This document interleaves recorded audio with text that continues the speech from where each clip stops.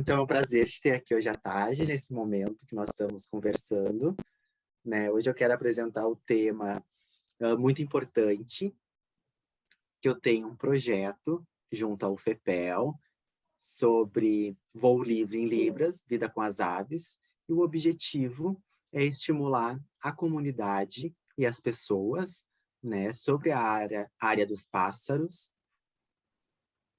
que é uma área muito importante, que nós temos uma continuidade, uma programação e uma fauna bem interessante na natureza.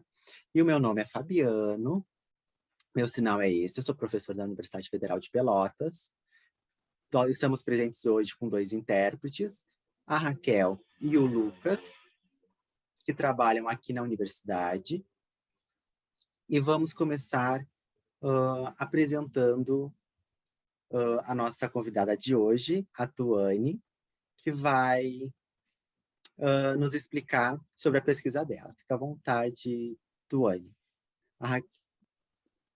Boa tarde, pessoal. Agradeço desde já pelo convite. Estou muito feliz, muito honrada. Queria te parabenizar, Fabiano, por esse projeto incrível. Tenho certeza que vai ser maravilhoso, né? Que você vai voar longe com esse projeto. É uma honra para mim estar aqui falando de aves, principalmente sobre a tesoura do brejo, que é o meu objeto de estudo.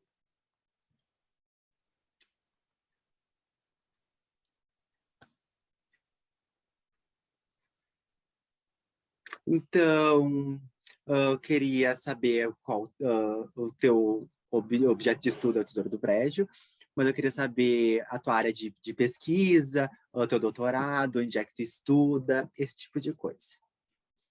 Então, eu sou bióloga de formação, né? Sou formada em Ciências Biológicas, licenciatura, pela Universidade Federal de Santa Maria. E eu sou mestre em Ciências Ambientais pela UPF. Atualmente, eu estou fazendo meu doutorado em Biodiversidade Animal na Universidade Federal de Santa Maria. Agora retornei para casa, né? Como filha da casa, voltei para a instituição agora.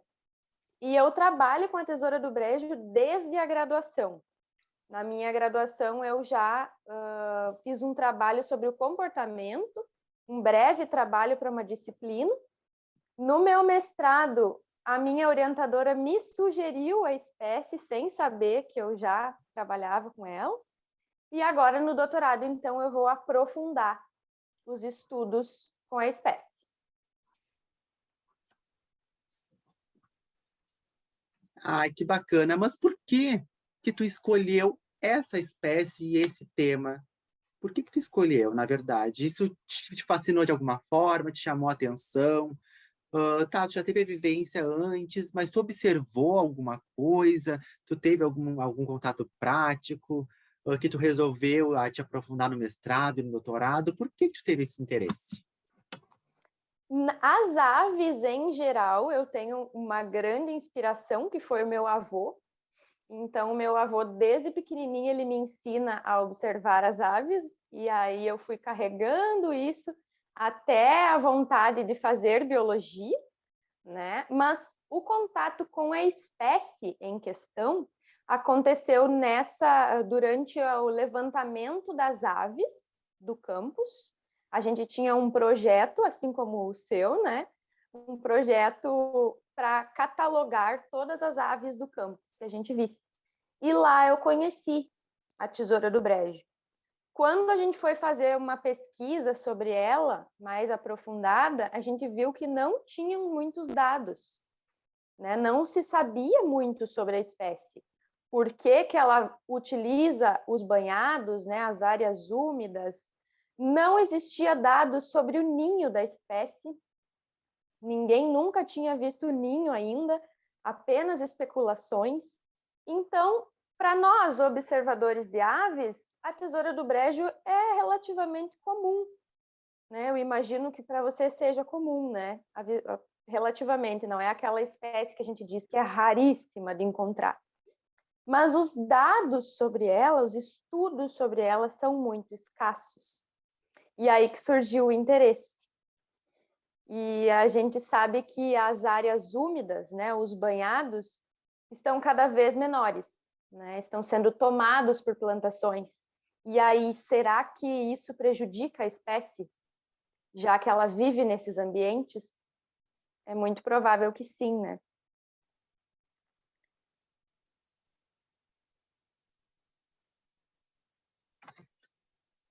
Também, e por que que tu acha que é um prejuízo, né? Na tua fala, ok, tem muitos prejuízos em muitas áreas, né? Muitas aves, tipos de aves, e é muito importante ter, né, essa preservação dessa espécie. E tu acha importante essa preservação, então? Muito, porque ela, principalmente na minha pesquisa, a gente viu que ela constrói os ninhos nas áreas úmidas. Então, ela pode utilizar as plantações, pode utilizar outras áreas, mas é nesse local que ela faz o ninho.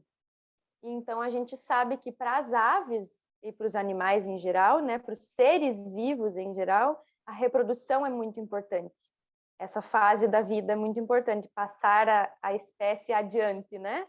A genética para frente. Então, se a gente não tem as áreas úmidas, provavelmente a gente não vai ter a reprodução dessa espécie, e aí será que ela pode vir a se tornar ameaçada? No Rio Grande do Sul, ela já é considerada quase ameaçada, né? Então, é urgente que a gente conheça a espécie e conheça a biologia dela, né? Todos esses detalhes sobre a espécie.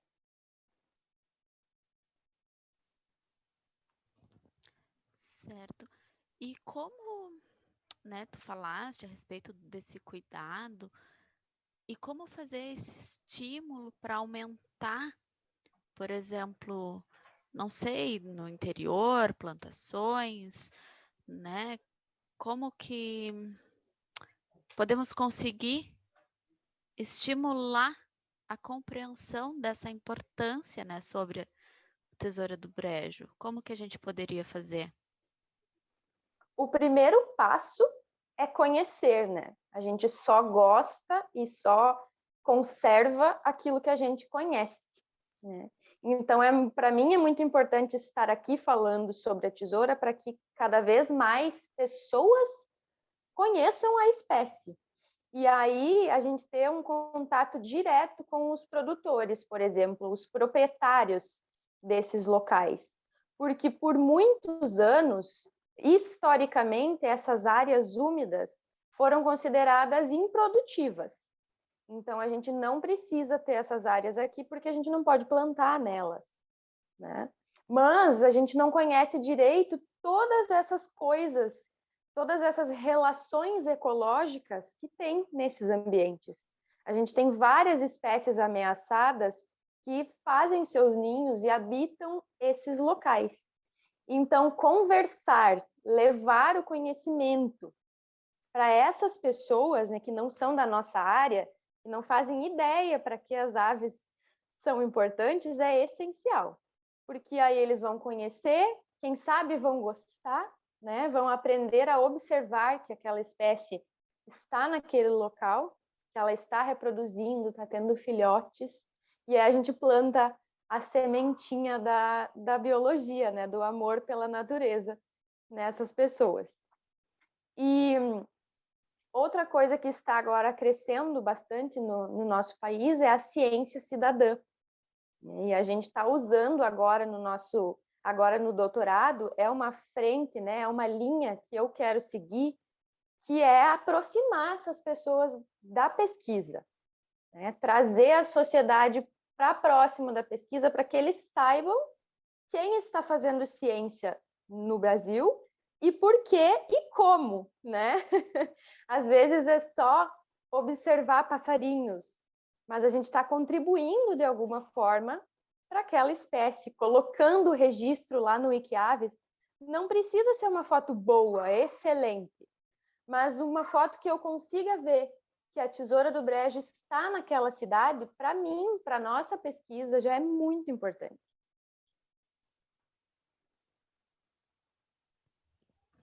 Certo. E né, sobre a tesoura do brejo, no momento assim do Brasil, onde é que se localiza? No Rio Grande do Sul? Onde é que eu posso encontrar, conhecer, né? Na tua pesquisa mesmo de doutorado, como é que eu faço assim essas relações? Né? E uma segunda pergunta também. Tu estás pesquisando sozinho ou tem mais pessoas participando junto dessa pesquisa? E como é que são as pesquisas no Brasil, né? Porque eu mesma só conheço a tua pesquisa sobre esse assunto. Uhum.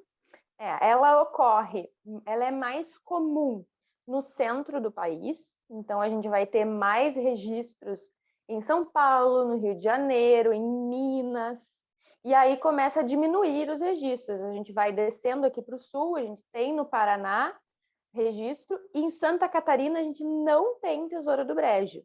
É uma das coisas mais curiosas da espécie, é que ela pula esse estado, não tem registros em Santa Catarina, e no Rio Grande do Sul ela passa a ocorrer, então, na porção da Mata Atlântica. Agora estão começando a surgir registros no Pampa. E isso também nos acende um alerta.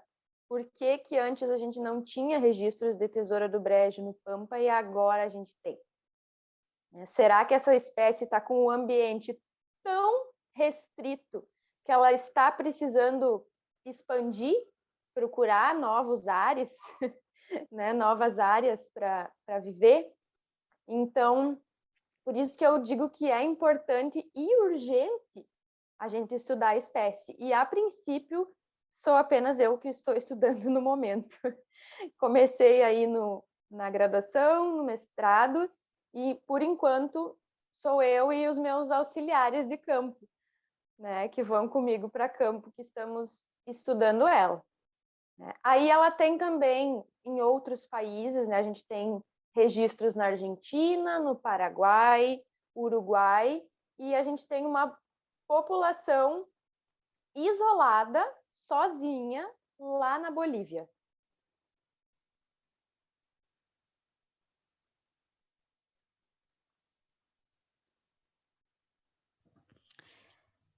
E tem a tesoura do brejo na América Latina, no Brasil, então Argentina, Uruguai.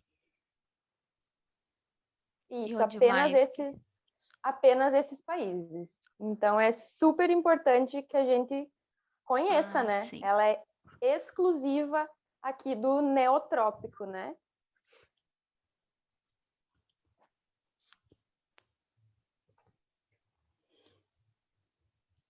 Nossa.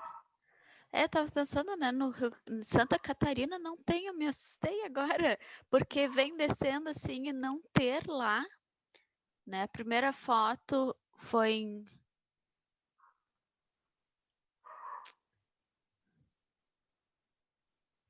em Brasília.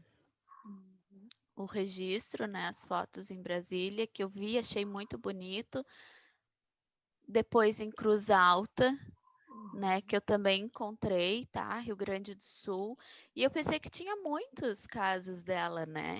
E é muito interessante, não tem em Santa Catarina. É curioso. Mas espero, né, que futuramente consigam procriar, se reproduzir e comece a aumentar. Uhum. E eu lembro, né, da tua palestra a respeito da... Tu falaste sobre o ninho, né? Uhum. Na reprodução, enfim. Sim, quando eu entrei no mestrado, logo em seguida descreveram o ninho da espécie, alguns outros pesquisadores, mas foi um ninho. E os ovos não vingaram, né? Não nasceram os filhotes nessa ocasião.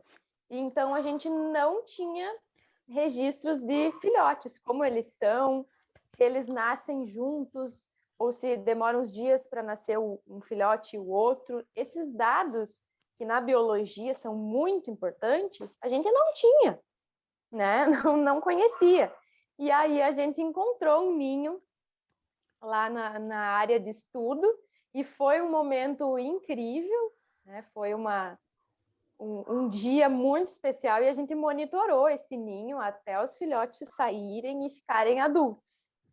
Então, a gente acompanhou os filhotes desde o ovo até ficarem adultos como os pais.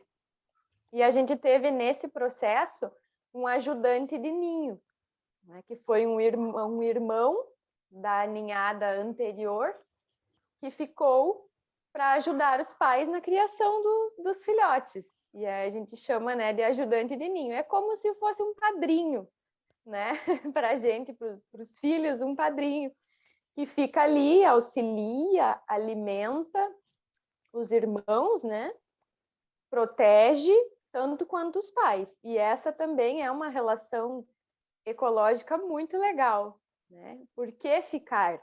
Por que ajudar os pais ao invés de ter o seu próprio ninho, né? Ter a sua própria reprodução. Então é mais um registro exclusivo, né? Novo, que não se sabia sobre a espécie. Nossa, que legal. É muito legal. Né? Agora com esse desenvolvimento, né? Depois a gente pode botar fotos, né, dos pais, né? E eles são iguais? Tem cores iguais, tamanhos? Seriam iguais aos pais, os filhotes? Eu posso transmitir a minha tela aqui para vocês, se vocês quiserem olhar, e aí eu vou passando as fotos e vou mostrando para vocês, pode ser? Eu tô com ela aberta aqui. Mas os filhotes, eles têm uma plumagem um pouco mais clara. Quando a gente olha no campo, eles vão ter o colar, né, da espécie, que a espécie tem um colar marrom, eles vão ter um colar um pouco mais claro do que os outros. E a tesoura, né, o rabo dela é mais curto, é pequenininho, né, indicando que ela é um filhote. Eu acho que eu só não estou. Vocês têm que me permitir que eu coloque a tela aqui no Zoom. Vou ver como é que eu faço aqui.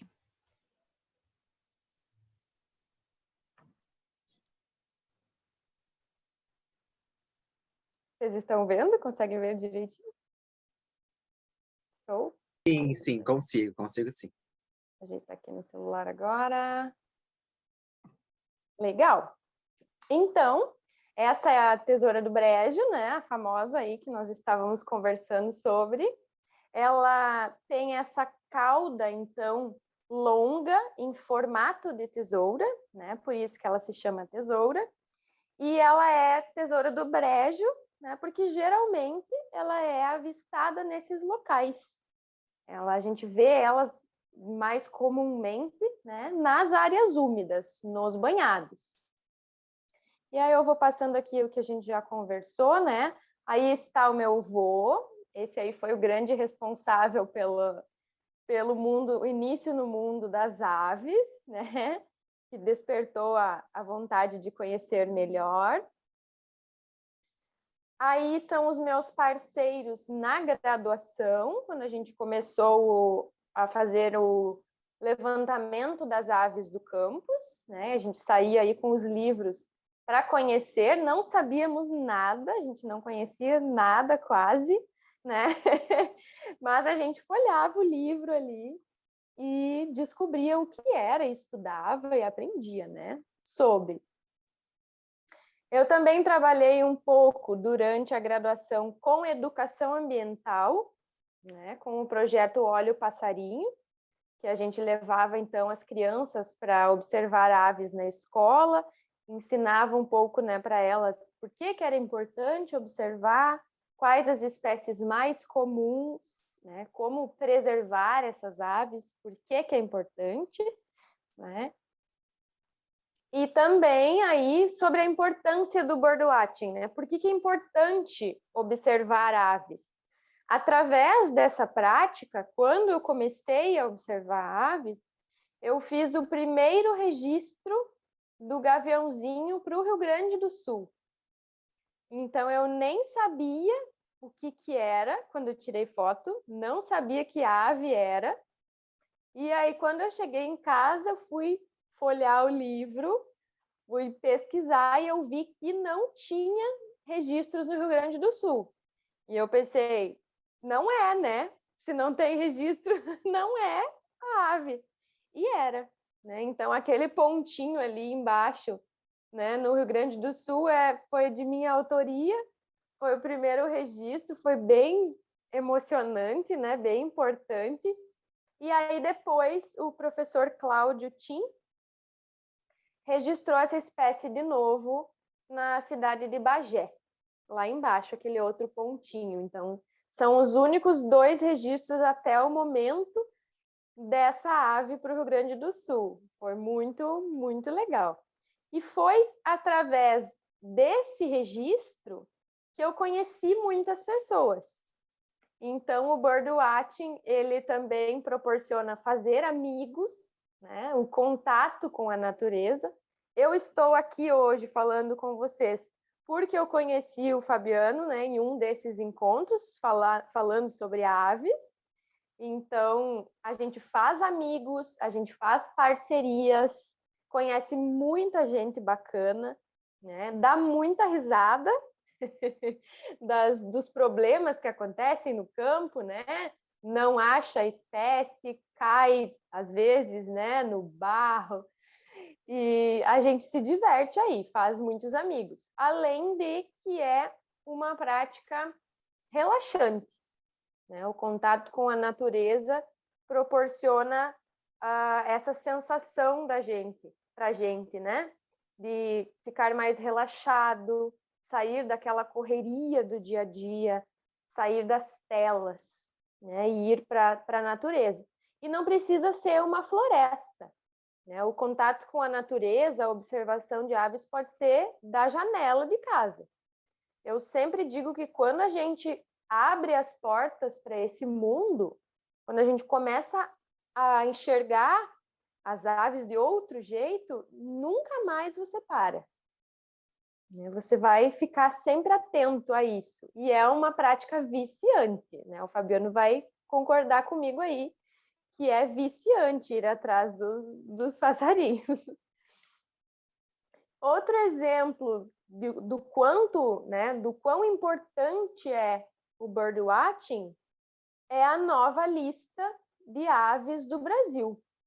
Nessa nova lista, que saiu agora há alguns meses, a gente viu então que 56% dos registros novos, aves que nunca tinham sido registradas no país, foram feitos por pessoas que não são biólogos, que não são pesquisadores.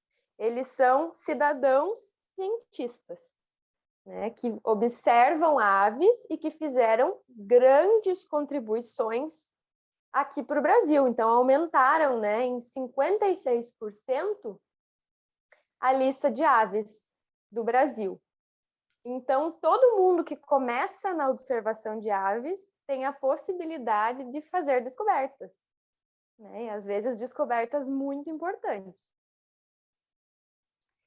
E aí está a foto do meu primeiro encontro com a tesoura do brejo, que eu contei para vocês no início, né? Aí está o primeiro olhar para ela, foi a minha primeira foto, está lá no Wikiaves em 2013. E essas foram as minhas colegas que me acompanharam no primeiro trabalho que eu fiz, aquele lá que a gente começou a desconfiar que não tinha nada sobre a espécie, né, e que era importante estudar. Foi com essas colegas. E aí, no meu mestrado, a gente foi, então, estudar mais a fundo sobre ela. Aí as minhas orientadoras, né, estiveram do meu lado aí nessa jornada. E a gente passou, então, a estudar a biologia da tesoura do brejo e por quê, né? Qual é a interação que elas têm com esses ambientes. Aí está, ficou meio distorcida a foto, mas aí está a dona tesoura, né? E elas habitam, então, esses locais que a gente chama de banhados ou áreas úmidas. E esses ambientes, então, sofrem com pressões em cima deles, né? Para se tornarem, muitas vezes, plantações. Mas a gente sabe, os passarinheiros, né, os observadores de aves sabem que esses locais são bem ricos, né? São locais que a gente encontra espécies bem legais. E as espécies estão geralmente bem à mostra nesses locais. A gente consegue boas fotos, né? Então tem um potencial turístico aí também nas áreas úmidas, né? Além de ter a tesoura do brejo. E as aves utilizam esses locais, então, para fazer seus ninhos, para descanso, para alimentação, né? Tudo isso. Então, são ambientes muito importantes.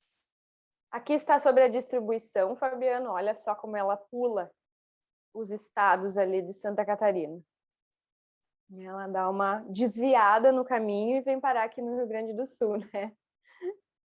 Bem interessante. Aí a gente tem lá aquela população na Bolívia aqui, né? Sozinha. E aí está umas fotos para vocês verem sobre a pesquisa, né? A gente fez aí 15 meses observando a espécie na chuva, no frio, no sol, todas essas condições. E a gente teve, então, mais ou menos 264 horas observando a espécie, né? Durante todo esse tempo. É bastante coisa, né? São muitas horas. Aí foram as nossas áreas de estudo, né, lá em Palmeira das Missões. A gente escolheu 2 áreas úmidas. E a gente já sabia que tinha espécie, né? E a gente monitorou, então, elas aí nessas áreas durante 15 meses. A gente descobriu, então, que o período reprodutivo dela ia de outubro a janeiro, e que nessa época elas preferiam ficar mais nas áreas úmidas, né? Elas não faziam aquelas grandes deslocamentos, preferiam ficar ali, porque elas ali vão construir o ninho, né? E cuidar dos filhotes. Então elas ficam mais fiéis às áreas úmidas no período reprodutivo. Elas também fazem a vigilância do território, né? Elas ficam voando ao redor da área úmida para fazer como se fosse uma policial mesmo, né? Fazendo a guarda do território. E isso a gente só vê agora no período reprodutivo, né? De outubro a janeiro. E aí estão os meus fiéis companheiros o dia que nós encontramos o ninho, né? Muito emocionados, muito felizes de ter encontrado o ninho. E aí está. Esse foi o ninho que nós encontramos. Importante mostrar para vocês que tem peles de cobra dentro desse ninho, né? Dá para enxergar ali que tem peles de serpente dentro do ninho. E a gente encontrou também uma coisa não muito legal, que foi esse pedaço, né, de plástico e de papel de jornal dentro do ninho. Então, mesmo no meio do banhado, bem longe dos impactos, né, ainda tem plástico e ainda tem pedaços de civilização, né, pedaços do homem interferindo na espécie. Aí estão os filhotes, para vocês verem, desde o início, né, quando saíram dos ovos até a criarem as penas, né? E aí a gente pode ver que um é maior que o outro, então esse maior aqui nasceu um dia antes e esse aqui nasceu depois. Então a gente pode ver bem o desenvolvimento deles, desde os olhinhos bem fechados até ficarem grandões, né? E sumirem do ninho. E aí a gente ficou 6 dias sem encontrar os filhotes, né? Aí, depois de 6 dias, a gente avistou um pontinho na vegetação, um pequeno pontinho, e lá estava o filhotão, né? Bem pequenininho, longe, longe, longe, estava lá uma pequena tesoura do brejo. né? Um bebê. E aí está então o filhote. Olha só como ele é diferente, né? Ele tem cara de jovem. É um pouco mais acinzentado, né? Tem umas penas ainda bem esquisitas. Ele é bem diferente, né? Tem uma bochecha marrom, não chega a ser o colar completo como os adultos. E a cauda, né? A tesoura é curtinha comparado aos pais, né? E aí tem alguns autores que dizem que o macho tem a tesoura mais longa do que a fêmea, mas como a gente não pegou, não conseguiu marcar os indivíduos, né, anilhar, a gente não pode afirmar isso ainda, mas pretendemos ver agora isso no doutorado. E a gente viu, então, que os dois cuidam dos filhotes, tanto o pai quanto a mãe, né? Cuidam dos filhotes da mesma forma. Aí está mais uma fotinho de um filhotão com a cauda curtinha, né? Quando comparado com o pai ou a mãe, né? Que tem a cauda bem longa. Aí está uma família, né? 2 filhotes e o pai e a mãe. Aqui temos o filhote com a cauda curtinha ainda. Dá para ver que eles têm a plumagem mais clara, né? As penas um pouco mais claras quando comparado com os pais. Aí está o nosso ajudante de ninho. Então, a gente teve 3 indivíduos que cuidaram dos filhotes. E uma coisa legal foi que esse filhote perdeu a cauda, esse ajudante de ninho.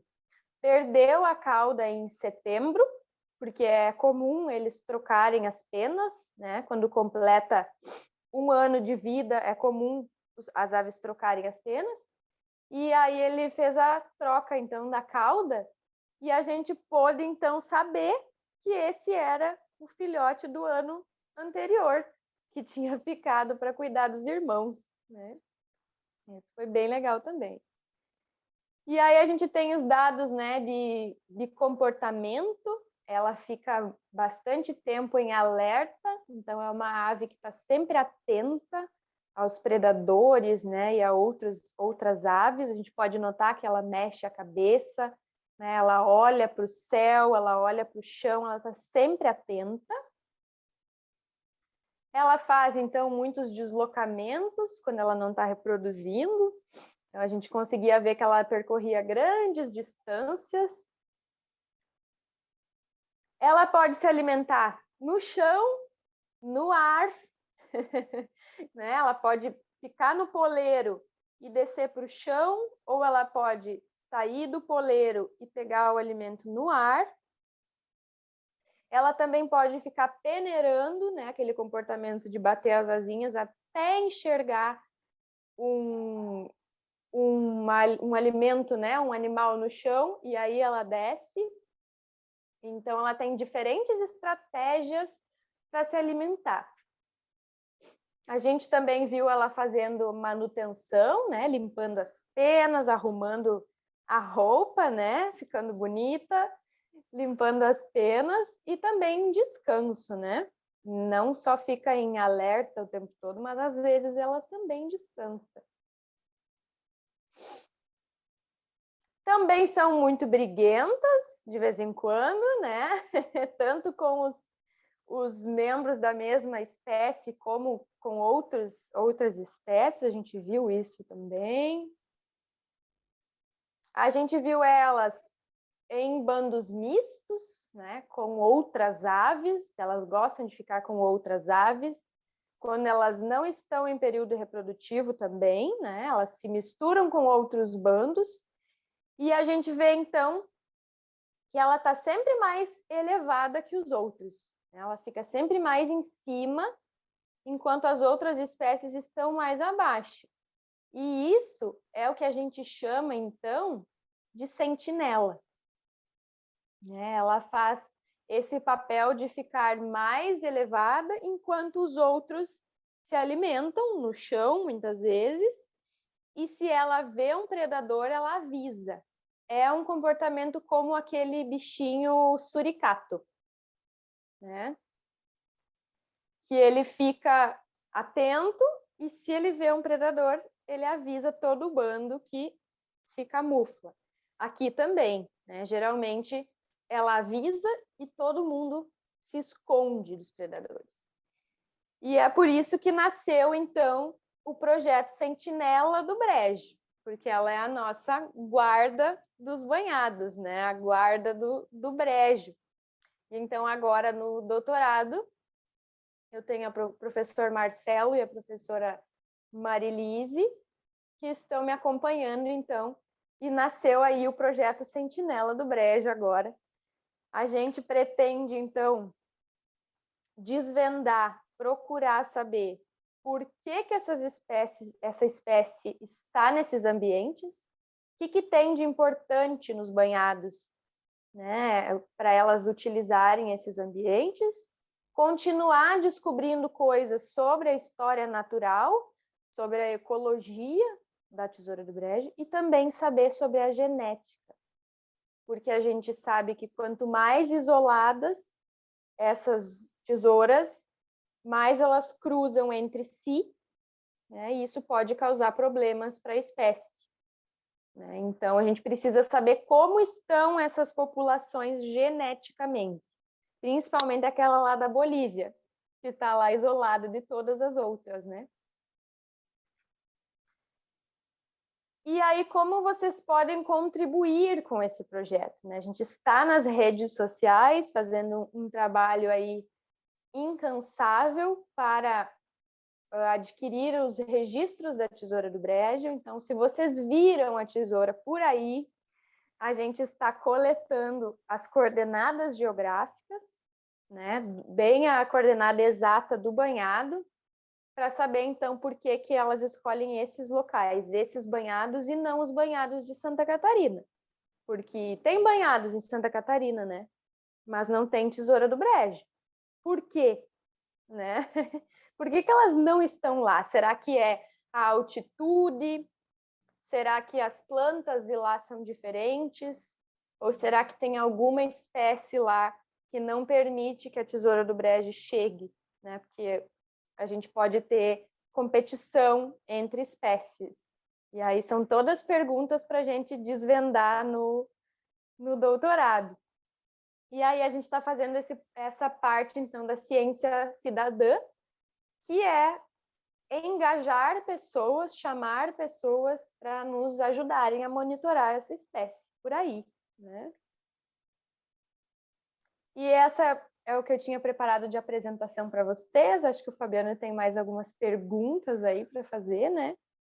Mas assim vocês conhecem um pouco melhor sobre a tesoura do brejo.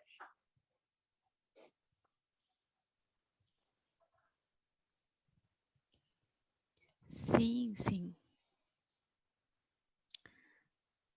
Né? Já explicou a respeito das perguntas, né?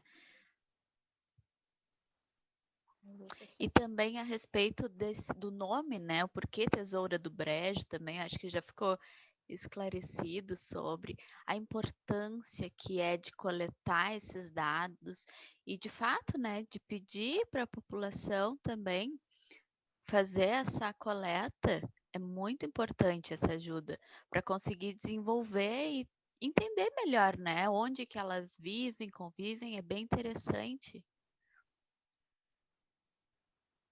Eu fiquei pensando, tá, a respeito do registro que não tem, e aí agora eu entendi, né? É bem interessante mostrar a tua pesquisa. É muito, muito legal. Eu já vi umas fotos, assim, no presencial é muito lindo. A foto é bem legal, mas no presencial é lindo.